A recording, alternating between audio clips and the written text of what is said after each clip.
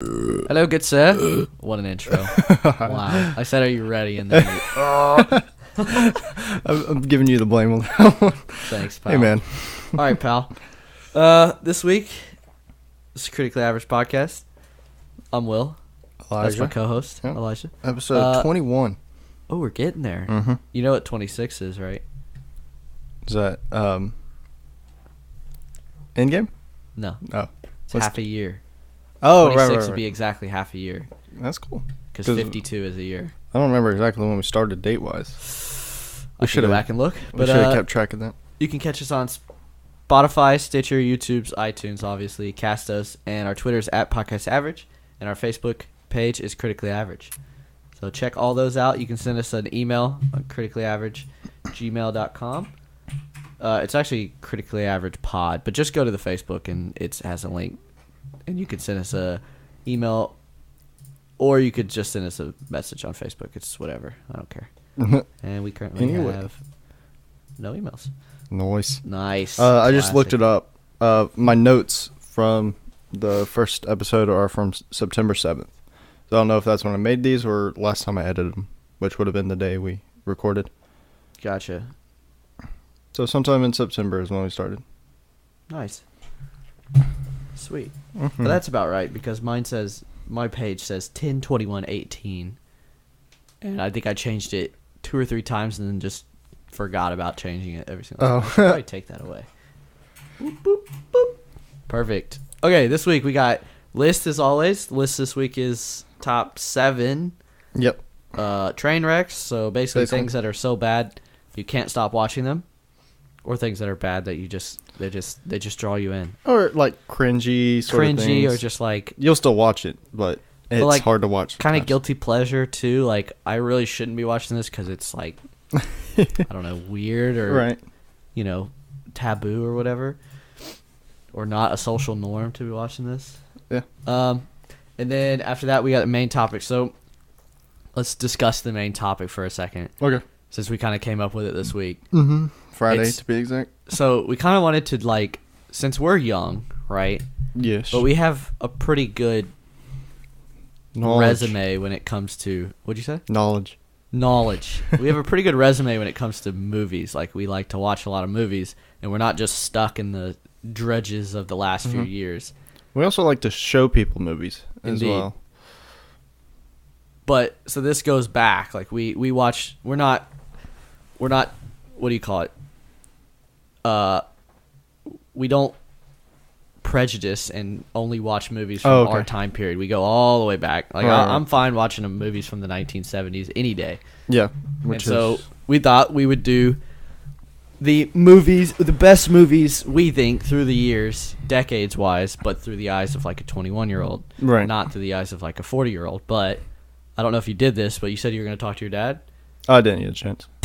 Okay, well, that actually is good, because what I was going to do is I thought this week, I haven't told you this yet, but I was thinking when we get done, when we do our final decade, right? Mm-hmm. We ask both of our parents to sit down and make a 10 list of their top 10 movies of all time and just see what it's like. Right. I already know my dad's number 1. Well, that's fine. But I know what my dad will probably put. Well, see, the interesting thing about this is I'm going to make them both do it together.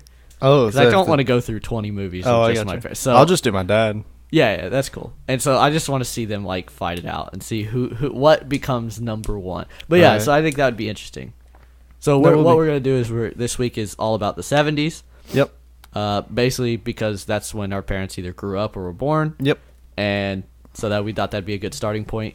And actually, as I'm looking over the movies, it kind of seems like the turnaround for movies from just being like a thing to like being important and like, really making a lot of money. I don't know what you put down, but there's one on there, for instance, that like changed movies completely in a way, which we'll talk about later. I think I know what you're talking about. But yeah, that's the topic for this week, and this will continue on kind of like the Marvel movies, the Marvel movie things, just kind of sporadically in between movies that are coming out, Marvel movies, stuff like that. So yeah, and it's good timing too because it's 2019. So it's basically the end of a decade. Yeah. So if this was like 2012 or something, it'd be incomplete sort of thing. Exactly. Exactly. Yeah, it was 2015. We're like halfway through. So Yeah, it's kind of like, and there's been a lot of good movies come out in the last 4 years. Exactly. Sweet. Yeah. Yes. Yes. Wow. I didn't even thought about it like that. All right. You got any movie news? I don't think so. I haven't really seen anything come up like through my. It's February. Yeah. January, February are pretty much like the dark days of movies. Mm-hmm. The last 2 years have been blessed by Fox putting out a Deadpool movie, and Marvel put out Black Panther in February. But this year it's just kind of like. Well, because Glass came out, didn't care to see that. Alita Battle Angel comes out like next week. Okay. And then Lego Movie. Lego Movie 2. That's probably the best one in this. I think Maybe. they'll probably destroy the box office for the next little bit because until Marvel. What'd you say? Until Captain Marvel. Yeah, but it's like the only relevant, cool movie that's come out in a little bit. You Right. know? If you're a Glass fan, then I'm sorry, but you probably didn't even like that movie to begin with, you know? Yeah. So I've heard really bad things about that. Glass? Yeah. Yeah, me too. Okay, cool. I think I haven't heard anything else. The Avengers trailer, but that was last week. Oh, yeah. That was really good. So I think that's it, yeah. I've seen a bunch of Google seems to want to pop up little spoilers every single time I get on Google, and I just scroll right past them because I'm like, ugh. I don't want anything to do with that. Okay, let's do the list. Yes, sir. All right. Did you have any issue making this one? Or is this relatively easy? I had a little bit. It took me a little bit to get into it. What do you mean? Well, I tried to do it off of memory. Okay, yeah. And then I struggled, so then I started Googling stuff. And as I started Googling stuff, it kind of opened my eyes to things that, like, I was like, oh, yeah, I remember that show. And I remember that movie. And that, you know what I mean? Yeah. So, why, did you struggle? Well, let's see, like my...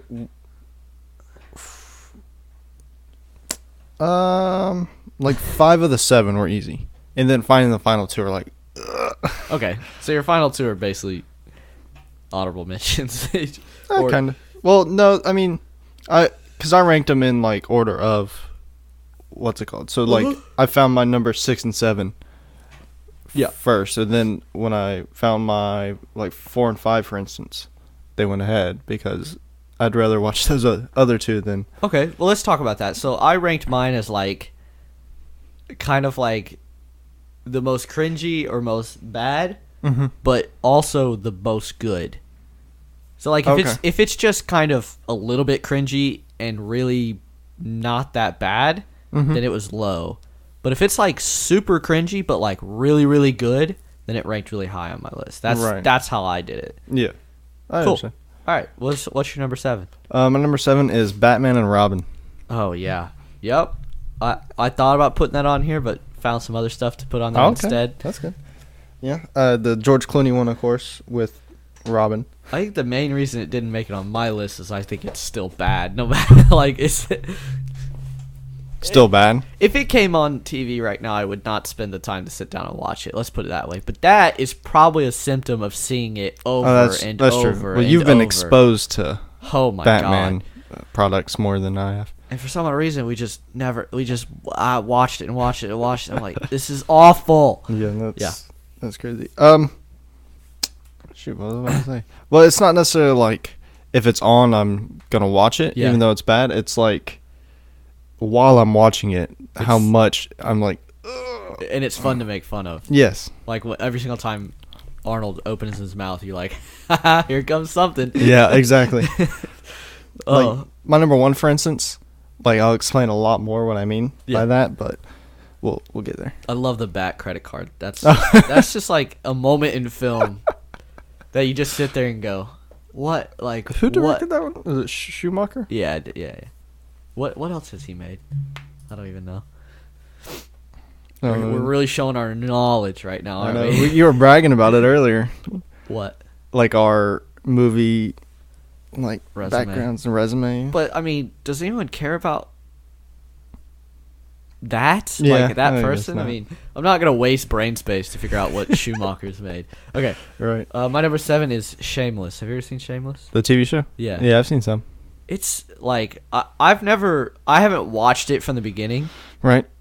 Megan's parents watch it, and whenever we come in, I will sit down and I will get glued to that show. But it is fucking weird and it is cringy. Yeah. And it's so far out there. It's like, should I be watching this right now? It's definitely awkward to watch with parents, too. It's just weird, dude. It's a weird show. Yeah. Ugh. Yeah, it makes you cringe. But it's really kind of good. It draws you in. But everybody in that show is despicable. You know what I mean? Just horrible, greasy, gross, horrible to look at. But for some reason, you just can't stop watching it. Yep. But yeah, what you got? My number 6 is basically the inspiration behind this list. Okay. It's Temptation Island. Yeah, okay. Okay.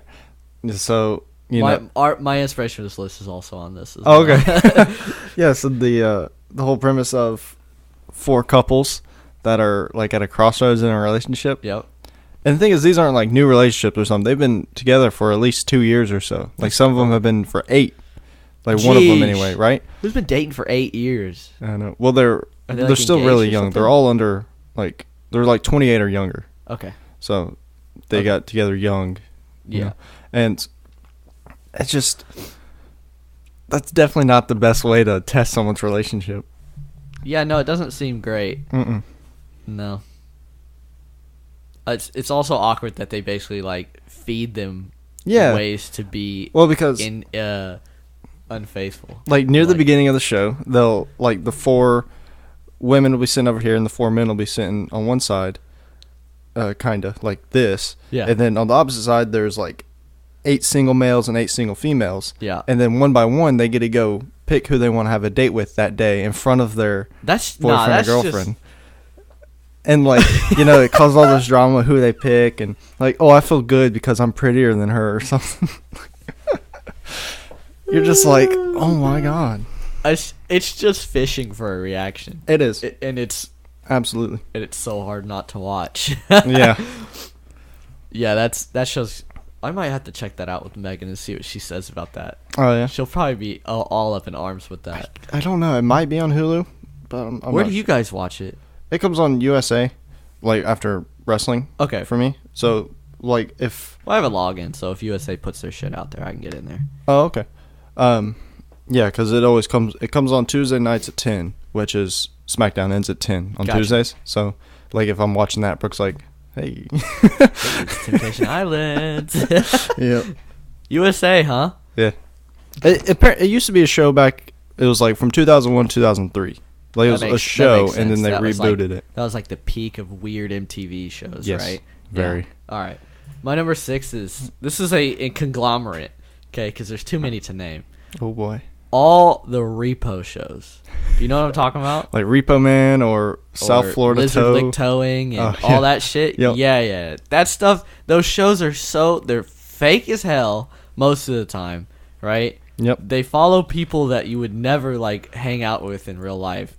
Man, are they fucking entertaining. And they're very cringy. Like, it's just, they're just bad. There's one on TV right now that is all about being fake. Oh, yeah. Have you seen, like, the memes and stuff from that one? It's like this huge girl and a, like, weird white nerdy guy. Okay, then yes. You know what I'm talking about? Yeah, I do. Dude, just so cringy, but, like, you can't stop watching it because it's just so dumb. But yeah, that's up there with that stuff.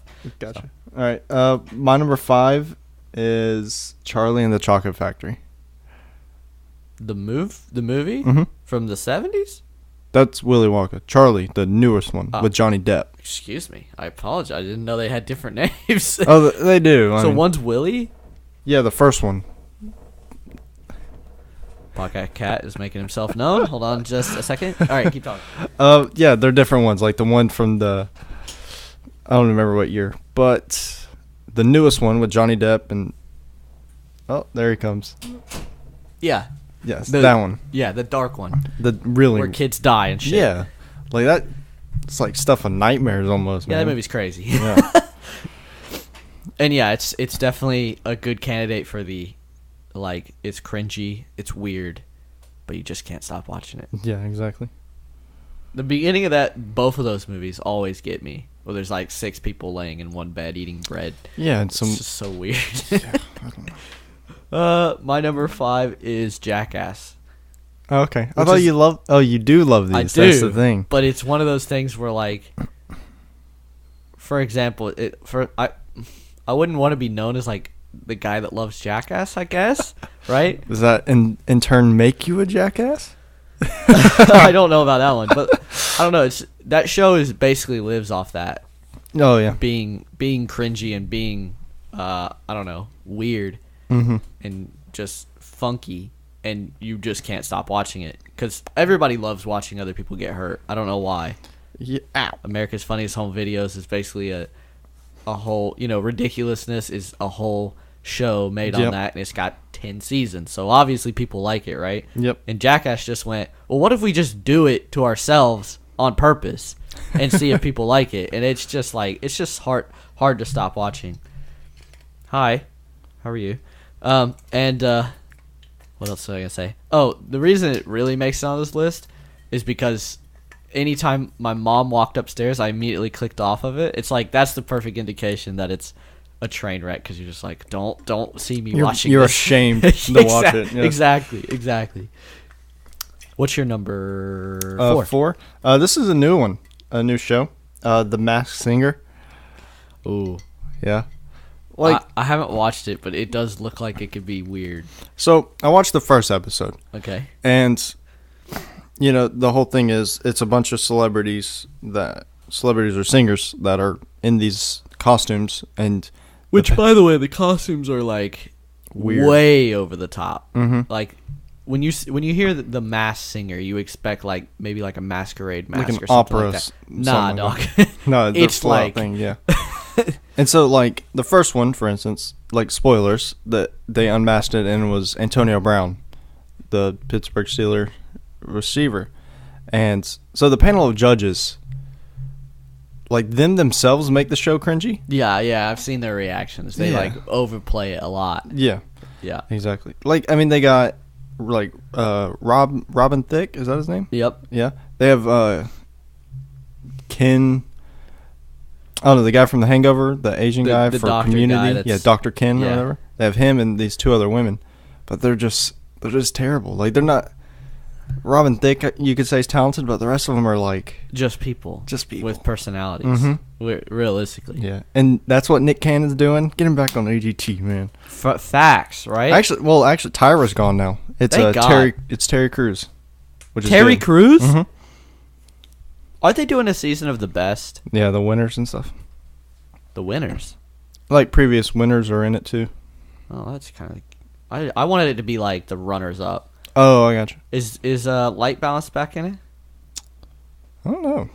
Probably. It'd be dumb if they didn't. Facts. They should have won that season. No offense to the singing ventriloquist, but come on. Whatever. That's the 5-minute AGT section of the podcast. Yep. Yeah, I gotta watch that show because it just seems like a riot. Yeah. Well, the thing is, because they put 2 singers up against each other. Oh, and okay. Before each, like, face-off, they do a little vignette, basically, of them giving clues to who they are. Is it like super easy? If you knew who they were before. What were the clues to Antonio Brown, if you remember? It was him dancing. He had a baseball. He spent like $2,000 on pancakes, which he's done in real life. So that's pretty out there. Like, that's hard to determine that's Antonio Brown from those clues. Yeah. And I'm pretty sure he mentioned like Steelers or something like that. Oh. So.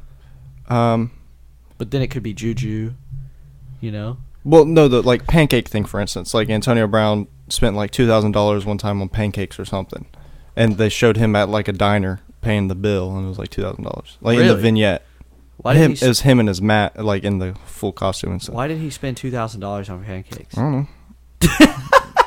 You said that so offended. Like, why would I know? I mean, why would anybody know? Why would anybody spend $2,000 on pancakes? Unless you brought like his whole squad to a Waffle House. I can see that. A Waffle House to get or pancakes? IHOP, I'm sorry. They have pancakes, right? Probably. Pretty sure they do. Yeah. They'd be dumb if they didn't.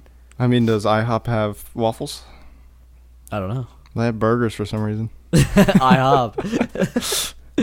Dumbest marketing scheme of all time. Yeah. So bad. Okay, my number 4 is Bachelor in Paradise. Okay. Oh, let me go back for a second. Okay. Are they good at singing? Or do they lip sync? Well, everyone's auto-tuned. Okay.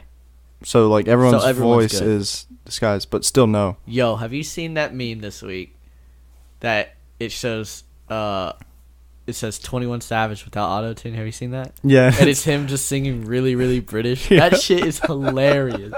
Oh, my God. Okay, Bachelor in Paradise. Basically, the reason I wanted to make this list, yours was Temptation Island. and which led to me talking about Bachelor in Paradise. It's one of those things that, like, Megan's parents were watching it, and I was like, I don't want to watch this. And I sat down, and I'm on my phone, and I'm just like, this show is dumb as fuck. And I just could not stop watching it. It's so interesting. Yep. And it's dumb. Like, don't get me wrong. It's dumb for the exact same reasons Temptation Island is, except these people haven't been in relationships. Yeah. But we've talked about this. It's just funky. Like, some of the interactions you get, only in Bachelor in Paradise, by the way. The other ones are dumb, okay? They're all set up. But Bachelor in Paradise just puts a bunch of hot people together, and some weird stuff happens. Because there's always that one or two guys that no girl likes. Oh, yeah. So they just end up sitting around for a few weeks, right? Yep. Just being up in other people's business while they're trying to hook up. And it is hilarious. It's good stuff. It's like all the funny shit that happens in Survivor minus the strategy, basically. You know what I'm saying? Yep.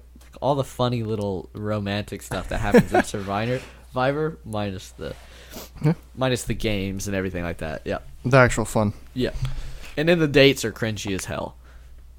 They are very cringy. Well, I bet it would be with, like, cameras and stuff all around you. No one would actually go on a date like this. Do you get what I'm saying? Yeah. Like, exactly. the dates they create are so weird. Yep. What's your number 3? I have Napoleon Dynamite. Oh, damn it. Yep, that's up there. Yeah! We're back at it. It's been a while since. Without a doubt, would definitely drop Shameless off for that. Napoleon Dynamite is, without a doubt, one of I would say that's like the definition. It really is. Of what we're going for in this list. It's almost meta, like they meant to make it really, really, really bad. Yeah. Yeah. You can say so. I can remember, like, my favorite part of that movie is, one, as an adult, I love how old he is. Like, he should never be in a high school. He shouldn't even be in college, right? And he's sitting there on the bus. He's, like, fucking 6 feet tall. He's a weird, goofy dude with an afro. And he just tosses his little action figure out and just lets it bounce. Dude, that shit is so funny for some odd reason.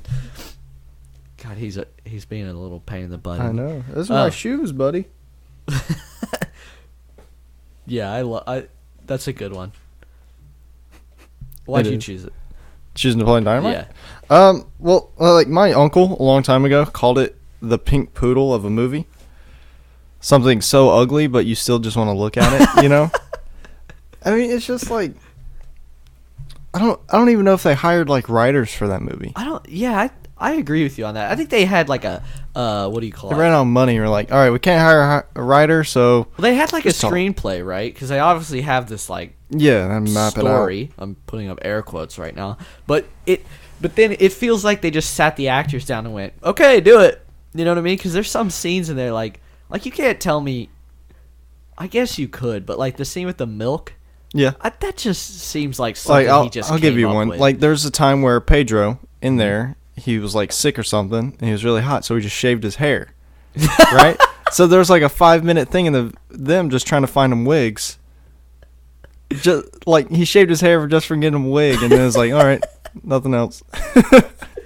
Like why even put that in the movie? It's just a collection of like moments. Maybe they thought it was YouTube. Like, you know, on YouTube, if your movie or your video's over like 10 minutes and 1 second, you get ad revenue or something. So they're like, okay, we need to make this over an hour and 40 minutes. So let's just we'll put this weird haircut scene. There's just so many funky moments in that movie, like the tots moment. It's just so weird.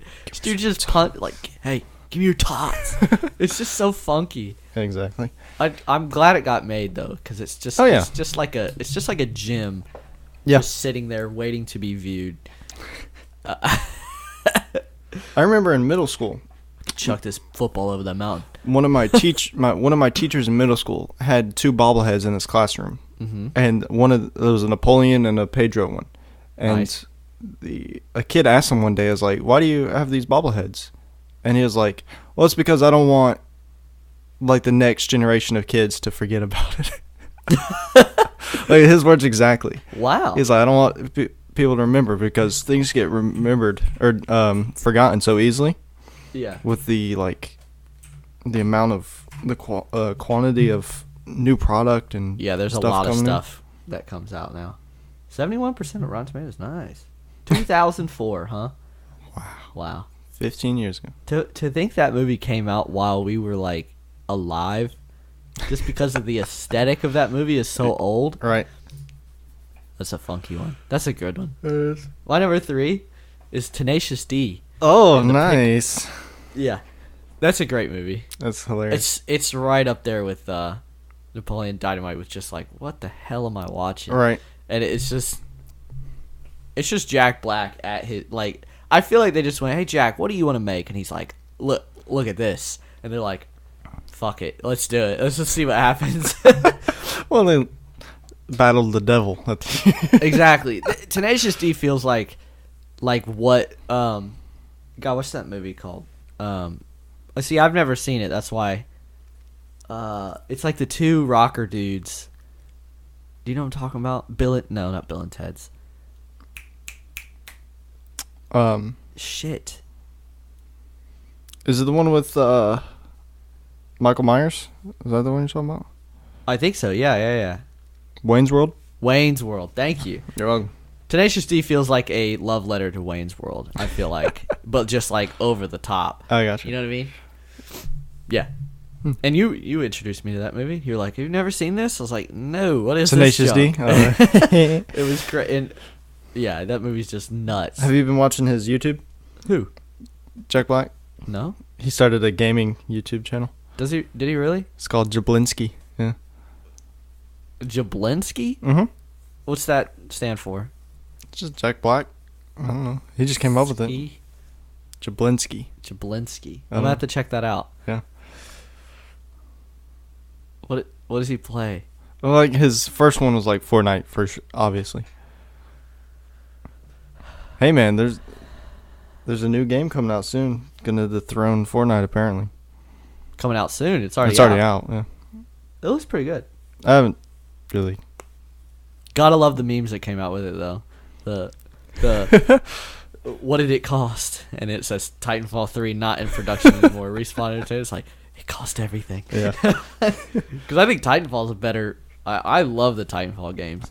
Mm-hmm. I've bought both of them right when they come out, and I'll Sure. play them for 2 months, and then something else will come out and stuff like that. But Yeah. like, they got my money every single time they make one of those games. I will buy it without a doubt. Yeah. And the PC community for that game is so trash that, man, it makes you feel so good. You're just wrecking everybody. You'll have in with 32 kills and 0 deaths, and like you've murdered 9 Titans. You're just like, I'm having a great time. Everybody else is getting shit on, but I'm having a blast. Yeah. What's your number 2? Attack of the Clones. Attack of the Clones. So the second of the prequels. I don't like sand. Wait a second. If you would have said Revenge of the Sith, I would have given it to you. But Attack of the Clones?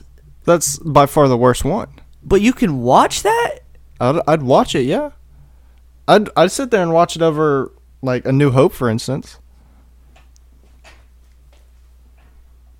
I'm speechless. I'm speechless. Okay, man. I mean, that's Attack of the Clones is right up there with some of the worst movies of all time. I'm not denying that. But you think it's bad enough that it's interesting? Yeah.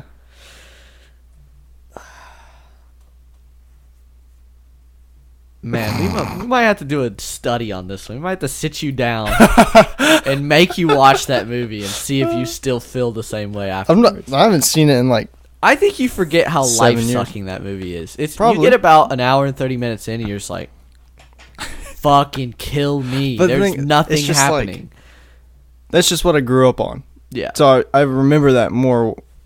Mm-hmm. You know, I have fonder memories of that because as a kid, you don't analyze stuff. You just see, you're like, I mean, it didn't look good, but it's like, oh, this looks cool, but did it really? It really didn't. The thing had is, cooler stuff than, like, A New Hope, for instance. Just before we started this podcast, that would be like, what, September, August? Mm-hmm. I sat down and watched every single Star Wars movie, like, in order, right? All the way up to the latest one.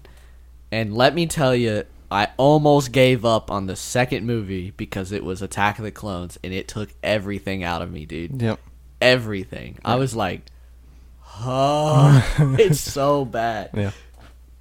And also, I got bored Friday because it was Friday, so it's usually a shorter work day. Yeah. So I had time. I came home, and I put in Lego Star Wars. Nice. So I, like, restarted the entire game. Uh-huh. And so, like, that level, or that whole episode is really fun. It's good in Lego Star Wars. On Lego Star Wars. So. Okay. Because, yeah, I played it a lot Friday and played it a lot Saturday. Okay. I'm already, like, 54% done with the Damn. game. Are you, like, Googling all the way to get the mini kits and stuff? Well, I just have, like, I put in some cheats. It's not fun without cheats. I know. Well, I just want to get, like, 100% done on this game. Gotcha. Because I've never gotten to 100, so I want to get that done. Yeah. So I have, like, a mini kit detector on and stuff like that. Lit. So what I do is I play it normal because you have to unlock it to play free play. So I do that, and I spend like 10 minutes on every level just trying to do as much as I can. And then I go back and free play and just speed run it and get what I missed that I couldn't get before. Yep. So I just try to make it easier on myself. Nice. So my number 2 is Godzilla. 1998. Right. The one without Godzilla in it? Wait, what do you mean? Because apparently it wasn't Godzilla or whatever. It wasn't really Godzilla. It's like a grounded in science and realism Godzilla. Well, he's not, like, as big. Oh, he looks nothing. She. First off, she's a girl in this one because she lays eggs. Oh. It's like it feels like a response to Jurassic Park, if you ask me. Okay. Because what made Jurassic Park good was, like, big dinosaur, smart, right? Smart dinosaur. And then on top of this, you had the little raptors, right? And so this movie is, like, kind of like that, where it's the dinosaur is really, really smart, and there's, like, a person trying to understand it, and then it lays eggs and stuff like that. But it's not a good movie, and the only reason I love it is because it was in I had a video player in my car when I was a little kid. Right. You had one of those vans, right? Yeah, I had one of those creepy vans, but I didn't have it. But did. My parents are a product of the 70s. So, and we used to drive up to Indiana, and Godzilla was always one of the movies that we watched. And I thought it was the shit until later in life. I'm like, that's not a good movie at all. Oh, that'd be a good list. What? It's kind of like things that didn't age well. Yeah. From kids to adulthood. That would be a good list. Maybe give it some time, because I bet a lot that's on this list will probably make it. Or a lot that was on the what was that list that we did? Guilty pleasure list. I bet a lot would make it on that. That's true. The whole prequels would make it on that for me, because they do not age well at all. Right. Well, they age worse than the old movies. If you ask me. Well, they're worse movies. No, I think it's less that. I think it's like they tried to be the pioneers of CGI, and it just really did not go so well. That's true. What's your number 1?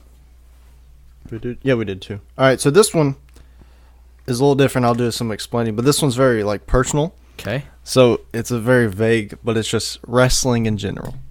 Yep. Yes. Right. Yes. So and I can kind of chime in on this because I have some opinions on this as well. So I'm a big wrestling fan. Always have been. And so the thing is, when it comes to wrestling, like, unless, like, there's a botch or something like that, it's pretty enjoyable to watch. But every time, like, whenever someone just goes out there in the ring to talk, like, to the crowd or talk to somebody backstage, but they're not face to face, it's just so unnatural. Like, you know, like, no one talks, like, says a sentence, stops, and then starts talking again. Like, it's just, no human will talk like that. It's not a flowing conversation. Exactly. It's like a stuttering. Yeah, like wait, for instance, you're supposed to go next kind of thing. So like, someone just goes there. They're basically just. I'm trying to think. Like if it was a movie, they're basically plot building. You know. Yeah. Just like monologuing to build a plot. Yeah, they're plot building and they're monologuing, but they're also missing their cue as well. Yeah. So like, imagine if it was like a movie, but they didn't do extra takes. They just went, and the guy goes, and then starts talking. That's a lot. What? And I mean, it's like there's some people like wrestlers anyway that are really good at talking. Yeah. But then there's some that like don't even compare. And so when you have like in the same show, for instance, if you have someone like one of the greatest talkers, like John Cena, for instance, he's like usually top 3 of all time according to people. Exactly. Like he can, That's why he became an actor. That's true. Like because he can just like take the audience in the palm of his hand when he talks. Like everyone's just like glued to him. Exactly. But there's some people where if they talk in sentences at a time, they'll get chants in between sentences. Like the most famous one is "what." Everyone just screams "what" at him. Yeah. And then it just throws the person talking off. And then it's just like there's times where someone's talking, I just have to like close my eyes and wait for it to be over. You know? And I feel it's even worse because if I'm like when I lived here, for instance, if I was out there watching it and then like you came home and you were watching it too, or like you stopped by just to look and some weird man's in the thing in his underwear just talking and you're like, what the hell is happening? Exactly. So this is where I guess I chime in. Yes. But it's perfect for this. Yeah. Because it is a train wreck. Don't get me wrong. Like, a lot of the times, this does not go how WWE wants it to go, right? Exactly. But it is hard to take your eyes off of. Yeah. Because it's just so, like, enthralling. You're like, wow, this is interesting. Like, what's happening right now? And, yeah, many a times I've come home. And I know wrestling, like, but many a times I've come home and been like, what is happening? Like, what? Yeah. It's always during the talking parts. You make it perfect. The wrestling parts is wrestling. I mean, that's just... Yeah, that can be really good. That's what people show up around. for. Exactly. But the talking parts is just kind of like, oh. And sometimes it's jarring. Like some of their sentences just like, did someone proofread that? The English on that just did not come out right. Exactly. Well, and only a few people, like you have to gain the ability to not have scripts. Yes. Like some of the newer people or the more green people, like they have a script that they have to memorize. Mm-hmm. And there's a big difference between improv and scripted. Yeah, improv. The reason like John Cena's so good, right, is because he improv most of his. Yeah, because and it's more natural. And they just tell him, "Hey, this is your story. Mm-hmm. Go for it. This is what we want you to hit these beats. Just say whatever you want, though." And you can flow off of the crowd and everything like that. Yep. If you have a script, if the crowd's giving you shit and you have to keep acting like you're into it, that's just awkward at that point. Yeah. Well, like for instance, because wrestlers, when they become, it's called like for terms, when they're hot, it's like where everyone's just chanting for their name, and if someone that the fans don't care about's out there, and then the entire stadium just starts cheering for someone else, you know how jarring that is to the person in there and just throws them off. How do you speak on top of that? Like for instance, like Ronda Rousey's the champion right now, and she's getting booed because her opponent coming up is one of the hottest people in wrestling right now. And every time she talks, the crowd is just Becky, So it's like during the NFL draft. Yep. When they all boo Roger Goodell. When Goodell walks out and he has to try to talk through. Dude, when they did that to him at the Super Bowl, oh my! I was like, this man has some real steel nerves because I would fucking lose it. Yeah. And it was hilarious because he's holding the trophy talking. And he's getting booed the whole time. The millisecond he passes it to the other, crowd goes wild. It's like, God, guys are insufferable. You're just ripping this man to shreds. And the crowd's almost like shark. If they smell blood, like they keep going. Especially in wrestling, because it's all about the entertainment. You know what I mean? Yeah. And it's all about turning face and being, either a good guy or a bad guy. So if the bad guy stumbles, right? Or even the good. Or even the good, because and you want the bad guy to win or something like that. It's just like all out, right? Boo and attack this guy. Yeah, that's a good one. That makes mine seem. That was the lame. easiest one on here for sure for me. Yeah. You're number one. Not going so well, by the way. We are 25 minutes into the Man City Chelsea game, and we're down 4-0. You're taking one for the team, though. You want Liverpool to win the league? Brother. Dude, you gotta take one for the team, man. 4-0? Yeah, goal difference. Hey, you know what's funny? Jesus. Quick. No, I also don't want to lose to Arsenal, so we're currently tied. Hold on, let me get mine out. Damn, Aguero. So you know how y'all sold Murata? He went to Atletico Madrid. They were unbeaten in 18 games, and they've lost 2 straight since he's gone.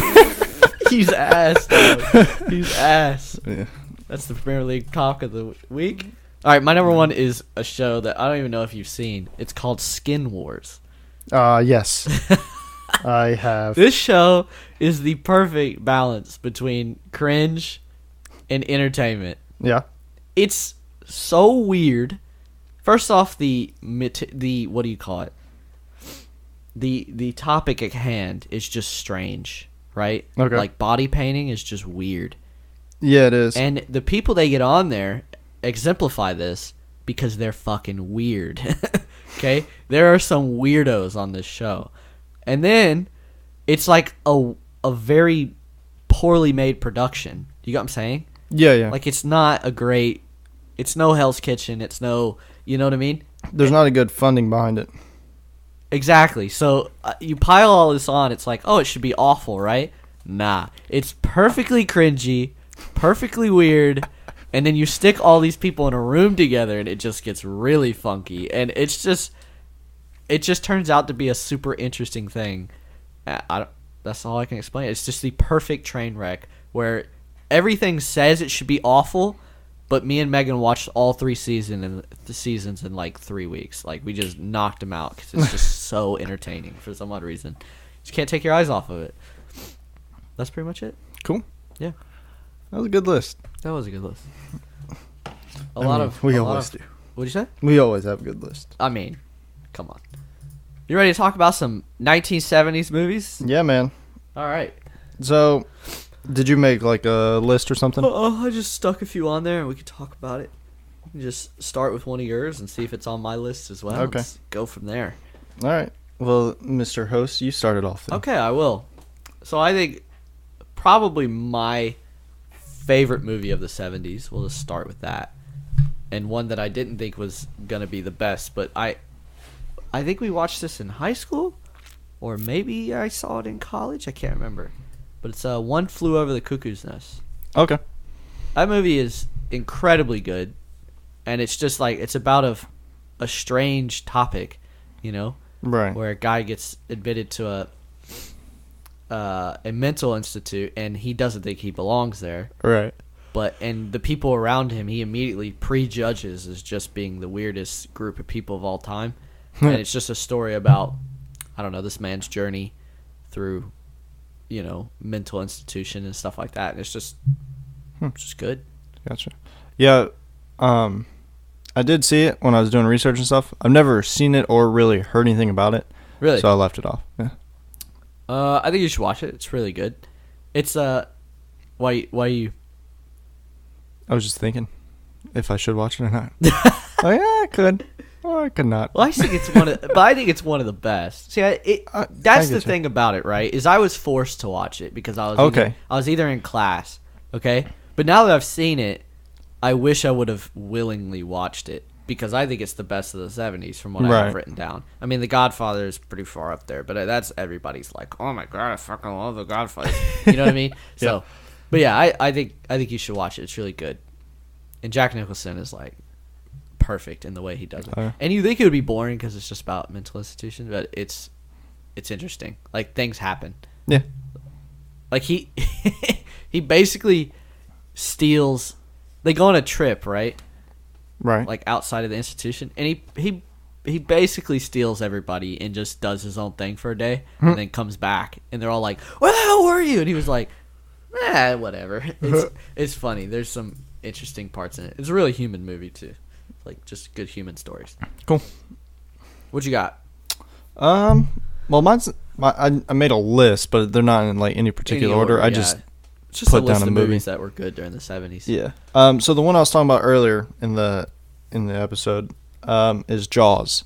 Yeah, I had Jaws written down, and I thought you were talking about that as well. You said it changed the way movies would be. So it basically created like the summer blockbuster, which, I mean, that's basically what a movie wants to be like every year. Exactly. You want to put a movie out in the summer, make a lot of money. Well, the time period of blockbuster is shifting because they're trying to fit into different demographics. Okay. Do you get what I'm saying? But this is the start of the blockbuster, and definitely the summer blockbuster. Exactly. Yeah. And it's also the start of like, what do you call it? Like you can do some interesting stuff with, I guess, I wouldn't say like, I guess A New Hope is more instrumental in this, but like to get the mechanical shark and everything. Well, that's the thing. To like actually look how decent. hard it is to work with animals. And then water. Even now, and water. And then film on water, you know? Mm-hmm. And it's, just to build suspense and stuff like that. It's really good. Yeah. It's a good movie, too. Even if Mythbusters busted it, but it's fine. It also, what do you call it? It also is clearly a great movie because Universal Studios, the thing in Florida, has a ride about it to this day. Well, and how many? It's been 50 years since this movie came out. 40, more like 40, but and it still has a ride in Universal Studios. I mean, pretty there's impressive. like 3 movies after it, 2, 3 movies. Yep. Yeah. So it's a good one. A lot of my list is kind of like game changers almost. Yeah. So a lot of these movies are actually. And there's a lot of movies in the 70s that came out that I'm like, I have no idea what this is. Yeah. Like, and I think that's probably an indication of our lack of knowledge because of how old it was. I think the more we get closer to the 2000s, the more movies we're going to be able to put on there. Oh, yeah. So this is more of just like the reason we've probably seen these movies is because we've been told they're the best of all time, right? Exactly. You know what I'm saying? Yep. So, and following that up would be like Rocky, for example. Yep. No one's on mine as well. I mean, we're still watching Rocky movies to this day. Yeah. The 3rd episode of this podcast, I think it was a Rocky Creed based movie, you know?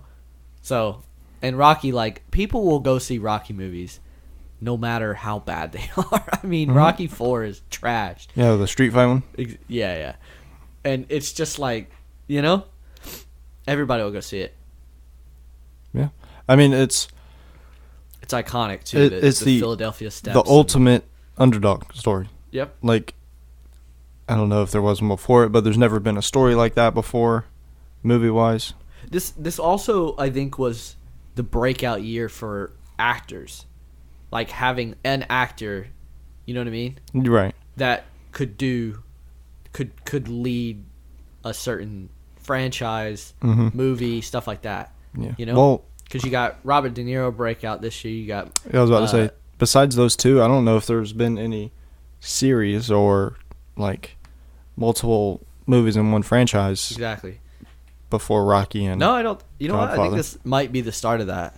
That's you know? true. Mm-hmm. I mean, Alfred Hitchcock kind of did it, but it wasn't like... They weren't, you know, Vertigo 2. Yeah. And, you know... But all his movies basically were like... you know what I mean? Yeah. They all followed the same vein, but nobody had thought about making... You know, well, let's follow that up because that movie was successful. Let's do the same thing again. Tell the same story with the same actor, you know, and let's just keep it going. It's interesting. Yeah. Come to think about it, picking the 70s probably was the best place to start. Yeah, the 60s would have been tough. Yeah. I don't know if I've seen too many movies in the 60s. I don't know. I didn't look at it, so I don't know. I don't know. That 70s was a stretch. I mean, I was like, I was like, a lot of them I was like, I know about this movie. Yeah. For example, A Clockwork Orange. Like, I know about that movie. I've seen multiple parts of that movie. I've never seen it in its entirety. Yeah, but you know enough about it. I know a lot about it, you know? Yeah. And it was kind of like the turning point of movies today. For sure. So that's what we were talking about with Jaws. It's like it really kind of made movies less of a novelty thing and more turned it into an actual business that could make millions and millions and millions of dollars and be the sole income of a company. For example, Marvel doesn't make I don't think they make barely any money on comics anymore, but they still do it because they're a comic book company, but they make all their money from movies now. Yep. Movies and TV. So, when back in the 70s, I bet they made all their money on comics. So it's definitely just the start of a shift, you know? Yep. What else you got? Let's see. I'll say Mad Max. Have you seen Mad Max? I know enough about it, but okay, all right. I haven't seen it. So like you said earlier, it's like one of the things where if I wasn't forced to see it, I don't know if you would go back on your own time to watch it, stuff like that. But, just, I know you've said this before about Blade Runner, but it's like one of the first movies that depicted the future poorly. It's not like flying cars or like prosperity and stuff like that. It's post-apocalyptic, Exactly, like when most people showed the future as like being this grandiose thing. Like Back to the Future, almost. Back to the Future, or like, Metropolis is a movie from way back. And it showed, like crazy sprawling cities and flying cars and shit. And Mad Max is the complete opposite of that. Yeah. It's like, and I think that's probably a symptom of the times too, because in the 70s is the Cold War, you know what I mean? And people were thinking about nuking each other, and they're probably just like, this is probably what it'd be like. They probably went to Australia and went, the whole world could look like this in a few decades. Yeah. So, I mean, not necessarily like it's the greatest movie. No. But it's iconic, and I mean, to this day, it's still like they just made a new one. Mad Max Fury Road. Yeah. And they're gonna continue it. Mm-hmm. And it's also cool because it's also the start of like an actor, right? Mel Gibson. Yeah. Yeah, probably. Mel got his start there. Again, another actor that got their start in the 70s and really kind of ran with it. Yeah, because like before, probably now he's crazy. Like actors were probably like, you have this one role, and you're probably not going to do anything else. Yeah, because people are going to see you in this one role and think that's you. But like people like Mel Gibson or like Sylvester Stallone, like these people are like, I did Rocky, but I'm also going to go do I don't know, Predator. Is that what he did? Sylvester Stallone? Or Rambo. There you go. Yeah, Rambo. You got it. That was Arnold. Like he's doing different roles for different huge movies. Yep. Where that really necessarily didn't happen before. Exactly. Your turn? Mad Max was cool too because he paid some of the actors in beer. I think Goose, Goose the sidekick, blonde-haired dude. Mm-hmm. He was first off, he was supposed to be Mad Max, and Mel Gibson got in a bar fight the night before his audition, and what's the director's name? George Miller. George Miller saw him and went, "Hey, you look more like what I want Mad Max to look like." Because he was all bruised up and scarred. Yeah. And then 2 weeks later, he came back and he was like, "Shit, now you're too like pretty, but you've already got the part." You know what I mean? Yeah. And then also, I'm pretty sure Goose's first paycheck was a case of beer, like a 24 case of beer to do that movie. It's pretty funny. Yeah.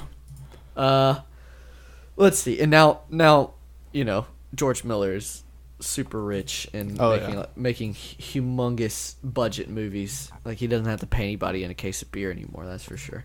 Yep. Let's do A New Hope. Okay. No, I think A New Hope is probably one of the movies with Jaws that basically turned everything around. Yeah, because this one was like, it relied a lot on non-natural elements.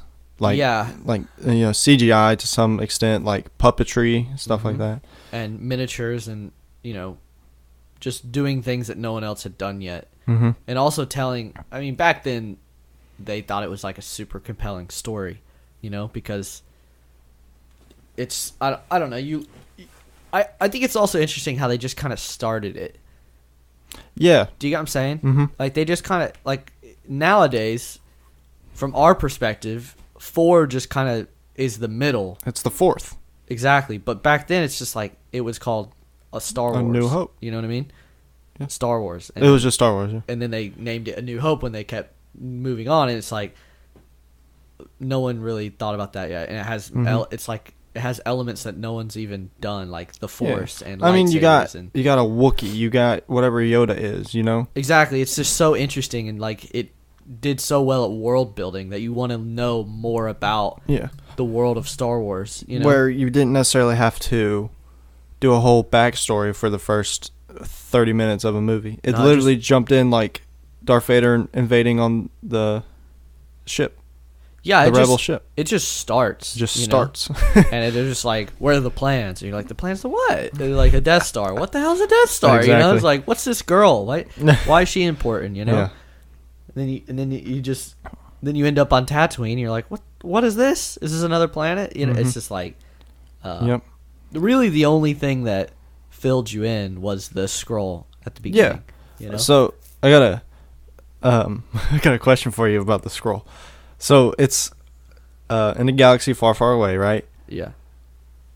Like, and it's also a long time ago. A long time ago in a galaxy far, far away. But in the future. It doesn't say it's in the future. I mean, if it's in a different galaxy, I guess they're different. Well, if you want to get into this, time is a very weird scale. That's true. Okay? So, like, if this let's say this galaxy was one of the first created, then it's been around for blank amount of years. And if it had life within its blank first years, right? Yep. Then it's technically in its future. But for us, we think it's in the past because, we look at it. Maybe we're looking at it, and it's like, it looks like it's in the past. But for us, we're technically only 2,000 years old, really. Yeah. And so we're a lot more than 2,000. Yeah. But like, again, it's 4,000. They didn't care to explain anything like that. They were just like, keep up or just didn't give a shit. Yeah. They just did it. It works. I don't know if a long time ago is the smartest idea, but I think it's like, I think they did it because it's like an opera, like it's like what do you call it? It's like a movie about the medieval times. Do you know what I mean? But it's in a space realm, right? So, quick science question for you. Yes. What is the only thing that is constant through space and galaxies and stuff like that? Time. No. Gravity. Oh. Woo! Second one. Why is time not constant through space? Because it might not go at the same speed or whatever. I don't know. You're right. Certain planets are slower on a different time scale than the rest of them. Mm-hmm. Watch Interstellar. I was about to say Interstellar. Well, we think that. Yeah, it's. You want to know an interesting fact? I tell this to everybody. You want to know an interesting fact about time? And it's really it's a paradox between time and distance. Okay, when you look up at the night sky, right? Let's say the Big Dipper, for example, just to nail that down. So we call that what's it called? Constellation, because it's a known thing and it will appear in every night sky if it's in that what do you call it? Hemisphere at that time, right? Yeah. But some of those stars may be burned out. But because they're so far away, their light is traveling at a certain speed, but because that speed is finite and the distance is so far away, then let's say it's traveling at, just to boil things down, 70 miles per hour, and it's 280 miles away, then it's going to be there for 4 extra hours. Yeah. Right? Well, it's like... But now multiply that by huge distances and, not so fast. You think the speed of light's very fast, but over those distances, it's really not. Yeah. So in 200 years, that star can burn out, and we don't have the Big Dipper anymore. Yeah. Be interesting. Yeah, it's like... if the sun died out, it would take like 7 days for us to know or something like that. 8 minutes. 8 minutes? It takes 8 minutes for the sun's light to get here. That's why when the sunset is happening, that last 8 minutes, you can kind of look at it because it's not actually the sun. Oh, I got you. It's like the remnants of the sun's light going over there. Yeah. Must have got confused minutes and days. If it was 7 days, that'd be crazy. You'd be like, it's getting really cold for some reason. Like the weather, it says it's going to be negative 276 on Thursday, and I'm kind of worried about that. All right. Quick tangent there. For sure, yeah. Actually, not quick tangent. No, not very quick. All right. How many movies you got left on yours? 1, 2, 3, 4. All right. I have 3. I mean, we mentioned The Godfather, but didn't really talk about it. Okay. So. Well, The Godfathers are probably the best mob movies of all time. Mm-hmm. And both of the good ones came out this year. I don't know if the third one came out in the 70s. Yeah, I don't think so. But most people like to just forget about the third one. But yeah, I mean, they did it. They broke ground on a lot of things. You know what I mean? It's an interesting movie that's really more about drama and acting, drama, acting, and just what would you call it? Story almost. The interactions between people. That's you know true. what I mean? More than like showing something interesting. Like for example, the first movie ever was like a train heading towards the screen. You know, it's like that's not very. It's just something to look at. But this is like, there's not much to look at in this movie, or in these movies. But it's more just like the interactions. You know, exactly. And that happens a lot now. There's tons of movies about nothing really, just interactions between people. So, and I think it started probably the next 40 years of people trying to recreate the drama and stuff. I mean, to this day, they're still trying to make mob movies interesting, you know? You got like American Hustle and stuff like that, and Gotti that just came out a little bit ago, and it's just like, ugh. But it followed up with like, Casino and Bull and is it 12 Angry Men? Probably. 10 I think it's 12. I hope it's 12 or I sound like an idiot. I'm pretty sure it's 12. And, just a bunch of mob, casino, New York movies. Yeah. And, anything else to say? And, I mean, I could be wrong, but, like, movies before this never really depicted negatives in life or negative sides of people. That's true. If you know what I'm saying. Because like, nobody really thought anyone would like going to the movie to see something. To see a bunch of people get murdered or, like, crime lords, Yeah. And that's, like, the whole mob's, like, stick. Exactly. Like, which is funky because they get had money, plays. kill people that cross you. Exactly. Which is weird because plays are basically just movies, just played out. But it's weird because plays were comedies, dramedies, and tragedies, right? Like they knew that tragedies are some of the most watched plays of all time. Romeo and Juliet, all that kind of stuff, right? Where people die and bad stuff happens. It's like you think it would work in movies too, but they just never really did it. Yeah. I guess they were getting into it before this because I mean you got stuff like Psycho and stuff where people are getting murdered and there's but it wasn't as popular. But this was more of a realistic evil compared to Psycho. Psycho's like a fake, like a fake like scary movie. Like Halloween came out this year too. It's just like that's just fake, So. Yeah. So I mean, this is like a real world, like negative light sort of thing. Exactly, like something that actually happened, probably, like or does happen. Mob life happens. Yeah, mob life. That's crazy. Yeah. What else you got?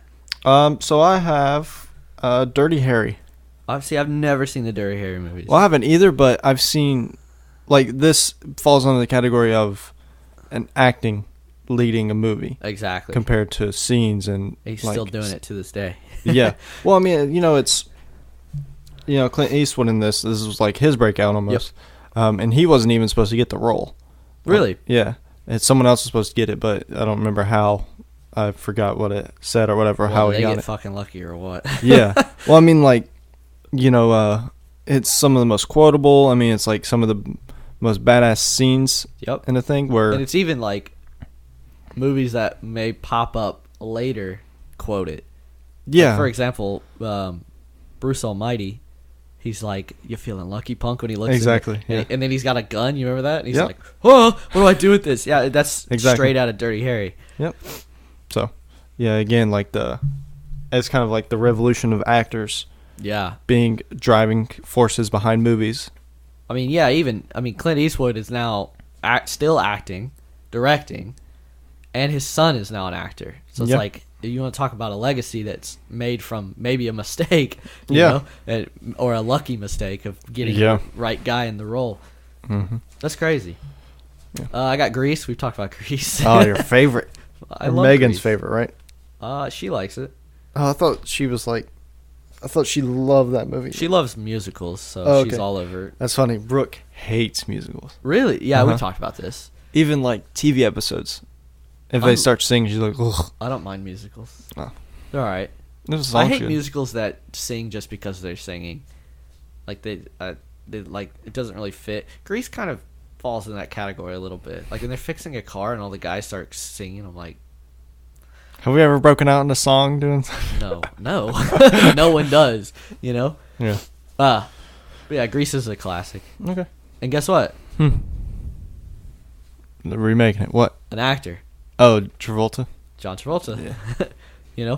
Mm-hmm. So this is really the start of actors breaking out. Yeah. Well, it's like nowadays you couldn't just throw anybody into any role like movies might have before. Yeah. Like, oh, I like you personally, so here, you want to be in this movie? Exactly. Whereas George Miller saw Mel Gibson was like, you're perfect for this role. Mm-hmm. Like you're how I envisioned it or something. Yeah. Yep. All right. I got 2 more. I have one more. What you got? Well, you do yours. I got Alien. Okay. That really came out in the 70s? Mm-hmm. Wow. Oh, yeah, it did. Yeah, you're right. This is weird because it has, I guess it's not weird, but it was weird for the time because it has a strong female character, you know, which people are wanting now. Yeah. It's like, well, this is in the 70s, you know what I mean? Like before anybody was crying and wanting it to happen. It's like they were doing it.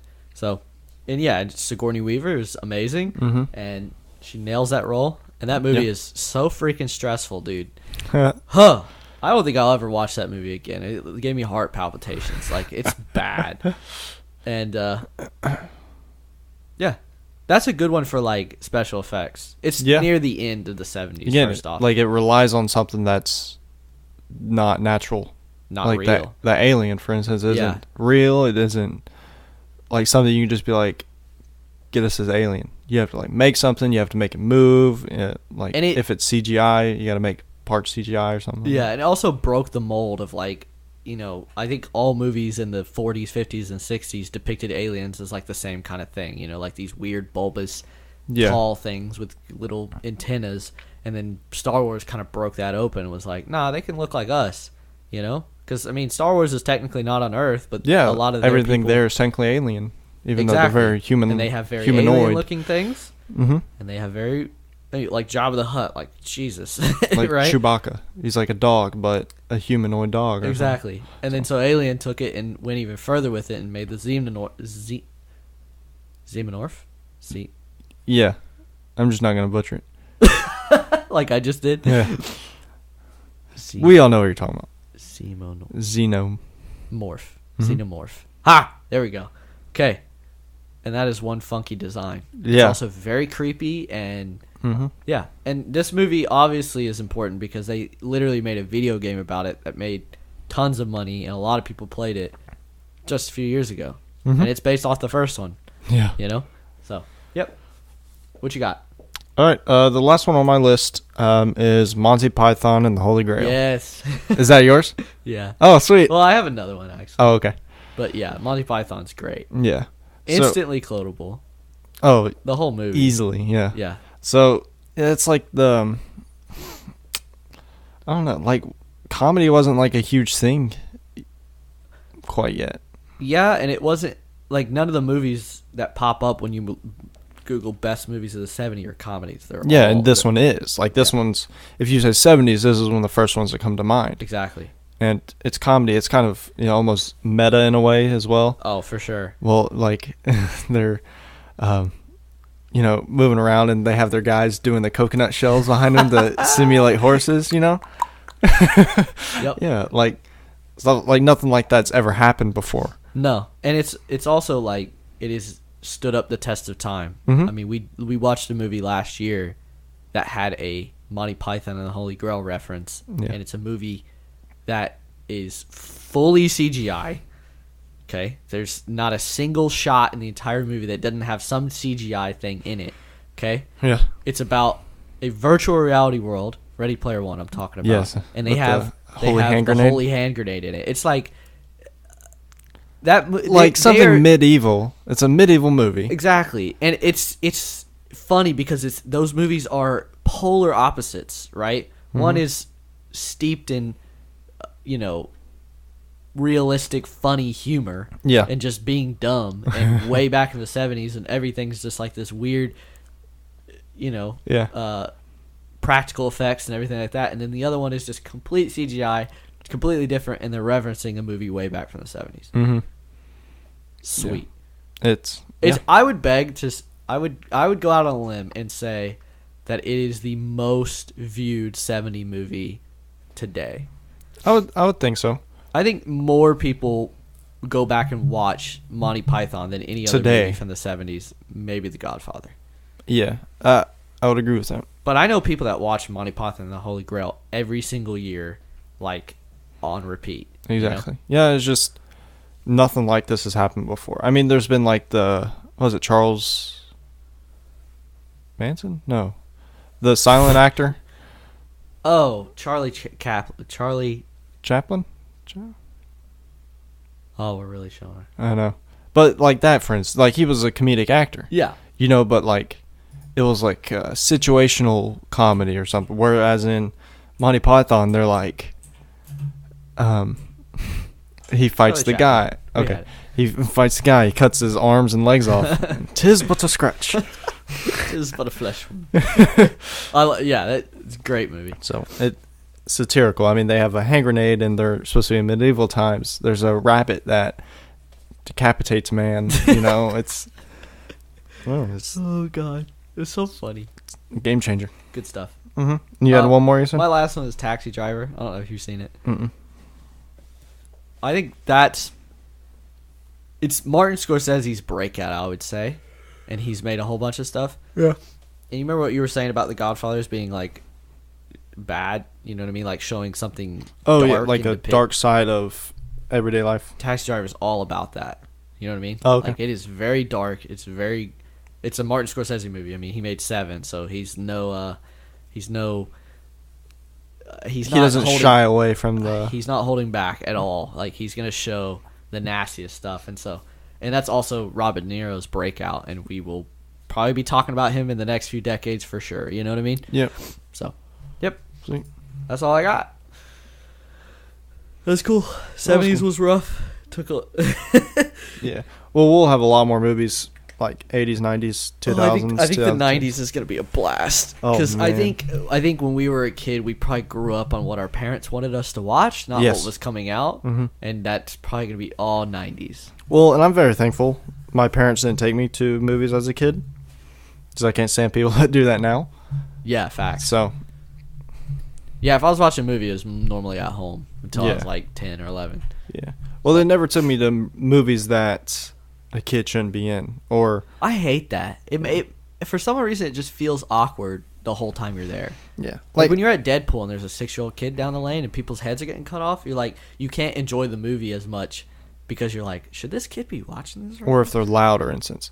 Like if I remember, for instance, like being taken to maybe a Winnie the Pooh movie or something like that. Yeah, Like that's like my earliest movie memory. yeah. But like movies like that, you can bring kids to all day because that's a kid movie. And because there's probably 10 other kids in there, so if you're the loud one, you're a douchebag. Yep. You know? So Well, I can't remember. My parents wouldn't take me to anything. I think the craziest movie I saw as a kid was the first Batman movie, Batman Begins. That's pretty much it. But people talk about like how they took their kids to Alien and stuff like that back in the 70s. I'm like, you're crazy. that's funny. You're crazy. I need to ask my dad. Be like, hey, what's the first movie you remember taking me to? If you can, anyway. See what he says. The first movie I went to. I remember I went to go see Spider-Man. I was super hype about that. Spider-Man 1, the Sam Raimi ones. Right. Yeah. But I've definitely seen something before that. That's the latest memory of a movie that I can remember. And I can remember why. Because at the beginning of the movie, I stuck my hands up and said, "Yeah!" And then immediately was like, "What the fuck am I doing?" And I was like, cringe. That's hilarious. Yeah. I got some stupid freaking movie. What do you call it? I got some stupid movie memories. All right. Do you got anything else? What about the 70's? No. Oh. Well, actually, I watched a movie last night. What'd you watch? That I heard a lot of mixed things about, especially from you. It was Annihilation. Yeah? I quite liked it, except I thought the ending was flat. Yeah. So. It kills the whole thing, doesn't it? Yeah, it's like the movie before is very interesting. Mm-hmm. Like there's some cool setup shit in there. Yeah, and I liked all the actresses in it. Mm-hmm. Even Oscar Isaac. I'm pretty sure that's who I was. Yep. I really like Natalie Portman because I watched it with Brooke, and we were watching it, and we didn't know like the real names in the movies, so we were like Jane the Virgin, Tessa Thompson, and then the old bitch. That's what we called them. So accurate. So and Natalie Portman. And Natalie Portman. Yeah. It's yeah. Like I said, it's like a perfect, interesting. It sets up so many like cool ideas. Yeah. With like the gene splicing and everything that's happening. And how the shimmers like kind of like copying their like DNA to form with the other stuff that's inside the shimmer. Exactly, right? But then it just falls off. It's like just like the whatever mimics her. The mimic just thing? holds her against the wall. So she passes out, and then she just blows up with a grenade or whatever. And then at the end, they're hugging, and their eyes are changing colors. So it's like, I guess they're not really them. Or I don't know. It's just, like I said, remember I was talking about this? I went and Googled a video to explain it. Oh, yeah? And I'm still confused. Like, that's how you know you messed up the ending of your movie. Like, and we've talked about this multiple times. I'm perfectly fine with having a weird, ambiguous, don't really know what happened. Shutter Island is a perfect example of that. Yeah. It does not tell you what happens. Yeah. And you're not supposed to know. But when you push it too far to the point where only the creator really knows what's going on. Yeah. And it's really not kind ambiguous. Of like, sorry to bother you. Wow. But I mean, like Shutter Island, for instance, it's like the two there's two really outcomes for this. He's crazy, or like he's supposed to be there, or he's being like set up to believe he is. And you can build off of that with your own imagination. It like sets up a good idea. Yeah, and where this one in Annihilation you saw her hand that grenade to the thing. And then it didn't kill it, but it like started killing everything that was inside the shimmer. And so you're like, okay, so the thing's gone. And then she gets back, and then she's like changing eye colors and stuff. Yeah, so it's funky. Hey, you know what I thought of that movie? The shimmer's kind of like a dome, right? Kind of. It's kind of spreading out. Mm-hmm. And so the shimmer's in a lighthouse, right? Mm-hmm. I want to see what's to the left. Like, I keep showing a lighthouse from a certain perspective, so I say the left, but out to the ocean. Oh, yeah? You imagine what's going on in the ocean? Well, that crocodile had, like, shark teeth. Exactly. Mm-hmm. The ocean's a funky place to begin with. You start some gene splicing weird DNA shit going on. Yeah. There's some weird stuff. Like that bear sort of thing. Dude, that... Where it was like a parrot almost, like mimicking the girl that got killed. Very seldom am I like shuddered to my bones during a movie. That part fucking messed me up. When it's like yelling like a girl, I was like, oh. Yeah. I mean, I'm like, there's like intestines wiggling around in the dude's body. I'm like, this is that simple. This is it. And then it gets to the bear part, and I'm like, I really don't like that. Yeah. I had to turn it down. Like, I was listening to it in headphones. Right. And I had to turn it down because I was like, this is just this is weird, dude. That's funny. It's a funky movie. Yeah. So we were talking about Survivor last week, right? Yes. So I'm watching the latest, not the one that's happening right now, but the latest David versus Goliath. Have you seen that season? That's one with Johnny Mundo, right? Yeah. Well, I'm going to spoil something, if you don't mind. No. I'm not going to spoil the winner or anything like that, but had to be one of the craziest moves I've ever seen in Survivor. So first off, they set up, so you got the Davids versus Goliaths, right? It's 7-5, okay? And the night before, they knock out a Goliath. But for some reason, the Goliaths are like, they act like they want to play with the Davids, right? So it's 6-5 right now, so this is perfect time. You drop one, you now have the numbers, right? You can go with the Davids. But they feed all this crap to the Davids, and then they go right back, and they're walking around the beach in this little posse of 6 talking about who they want to vote out, right? So they're trying to vote out one of the Davids. Now the Davids, on the other hand, have one. They're all together because they're like, listen, if the Goliaths are going to be together, we have to stick together and we have to figure something out. So they have one. They have a secret advantage where they can steal a vote. And they can vote twice. They have an idol nullifier. Which means they can block an idol, but you have to play it before they play the idol. So you have to know what's going on. And then they have, one of their players has an idol. And the person with the idol is the one that's targeted that night. Right? Right. So you'd think, play all three, you're safe, right? No, they big dick it. And they're like, hold on to your idol. We got this. Okay? So, first order of business to figure out who's going to play the idol. So Dan, one of the Goliaths, plays the idol. And they play the idol nullifier. Okay? Then, they proceed to steal a vote. And they steal what would probably be the most crucial person, because little did they know, they were worried that Christian, the other guy, the other David, had an idol. So they split votes. And so they stole one of the split votes. So one that was going to layer it onto Christian. Okay? So now they have 6 votes. And what they did is they chose the right one. The guy walks up there. Oh my God. It was so serene because the Goliaths have no idea what's going on. And they're, you know how Jeff talks to them at Tribal. They're all fucking confident, like, oh yeah, I guess we're just going Goliath strong, because why would you give up the lead that we have? And all the Davids are like, you know, this game can change in a minute. And they're all like, piss posh, you don't have the numbers, like, none of us are moving, we're solid. And they're like, nah, dude, this shit can change. And so Dan walks up there, and he's all fucking confident. He played an idol last Tribal too, and so he pulls out the idol, and all the Goliaths are like, oh, classic Dan, 2 idols, oh, savage, you know what I mean? He fucking walks up there, he goes Jeff, things are getting weird. I just want to by the way, they've already used their advantage to switch the votes, so things are getting weird already. And he's like, I'm just gonna protect myself and make sure I don't go home. And he goes, what, so you're playing this for yourself? And he goes, yeah, I just don't want to be the one to go home tonight. He goes, all right, it's time to vote. Plays the idol nullifier. Brings it back. They didn't tell you he played it yet, by the way. Oh, okay.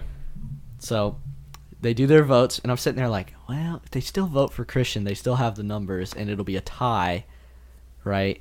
And so he pulls out. Dan's sitting there all confident because he just played his idol. He's like, I'm not going home. I'm good. Pulls out this thing. It's the idol nullifier, and he goes, this is an idol nullifier. If played for the person that just played an idol, it doesn't work. And you can see Dan just sweating like, oh no. He turns that shit around. It says Dan on it.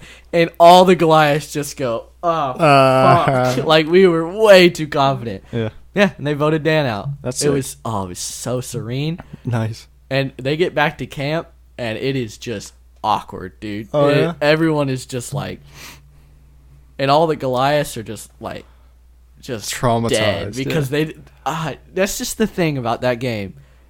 You just never get too confident. And they did all this, saved an idol. Christian got 5 votes, by the way, so cut it close there. They saved an idol and used both of their advantages to the perfect use. Yeah. Like, most of the time in Survivor, when someone plays an advantage, they fuck it up and it doesn't matter anyway, right? Yep. They did it perfectly. And they were, it went from 7-5, and in season 1 through 13, that would have been it.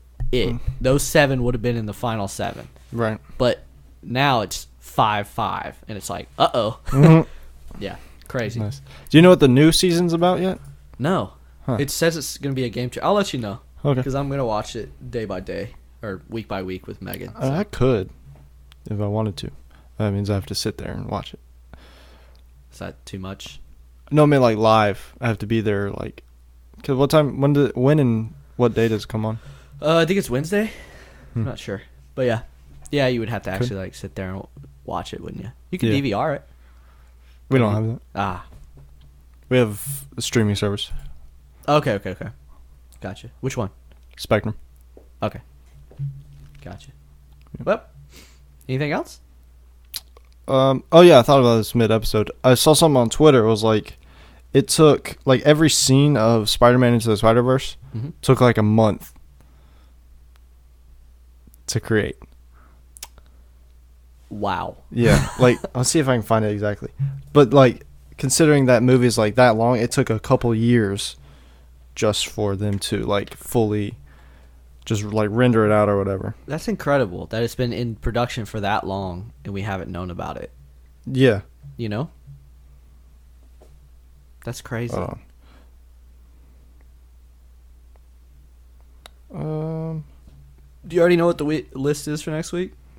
I was thinking the movie soundtracks. Didn't we already do that? No. We did that for our awards for 2018. Oh. Good point. Okay. Well, it took around a year for 2 animators to create 10 seconds of footage that they were happy with. What? That's holy shit. What? Yeah. Hold on. Let's see if I can read more. What? I mean, that makes sense because animation takes forever, but a year for 10 seconds? What was the 10 seconds? That better have been like the most complicated 10 seconds. Yeah. Man, that movie is crazy. Damn. It had a 90 million budget and it's made 352.6 million. Let's go. It's still on theaters. Yeah, it's been out for a while. They just don't want to take it away. It's so popular. Oh. Word of mouth really did There that we go, movie justice, you know? Because it exploded in its second, third week. Hold on. Let's see. Yeah, let's do that. Let's do top 7 or 5. Well, we're doing Marvel movies next week. Let's do 7 then. Okay. So it says, we wanted it to look like when you open a comic book or a graphic novel for the first time, Lord explains, which is the head guy. He's the filmmaker. Yep. Revealing that each second of the 117-minute film took an artist a week. Oh my god. So 117 minutes and took a week for every 10 seconds. Is that what it is? Every second? Yeah. That each second of the 117-minute film took an artist a week to complete. All right. So 117 times 60.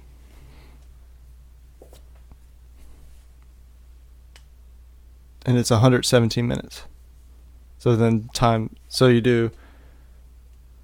Wait. Hold on, I got it. All right, so you multiply that times 7.